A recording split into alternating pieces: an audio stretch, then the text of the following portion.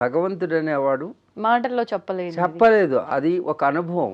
ఉమ్, ఉమ్, అందుకే భగవంతుడు చూపిస్తావంటే తీపిని అంటే స్వీట్ని చూపించగలవు కానీ ఉమ్, తీపి ఎలాగుందో చూపించలేవు. ఉమ్, ఎవరికి వారు నోటు మీద నాలుక మీద వేసుకుంటే నీకు ఒక రకంగా అనిపించవచ్చు, నాకు ఒక రకంగా అనిపించవచ్చు. ఉమ్, కాబట్టి నీ అనుభవం నీది, నా అనుభవం నాది. అందుకే భగవంతుడి విషయంలో ఎవరు అనుభవం వాళ్ళది. ఉమ్, కానీ ఆ యొక్క పరమేశ్వరుడు లేకపోతే ఆ పరమాత్మ అనేటటువంటిది ఒక అనుభవం మాత్రమే. ఉమ్, దాన్ని ఎవరూ చూడలేరు, అది సత్యం. ఓకే. అందుకు సత్యాన్వేషణ చేయాలంటే మనకి అనుభవజ్ఞులైనటువంటి వారు గతంలో అనుభవించి వాళ్ళు చెప్పిన దాన్ని ఆధారం చేసుకోవాలి. కానీ మీరు కూడా అనుభవించాలంటే మీరు వాళ్ళు చేసింది చేయాలి. ఆ ప్రయోగాలు ఉమ్, ఉమ్, ఏది మన ఋషులు అందించినవి ఆగమాలు. అవును.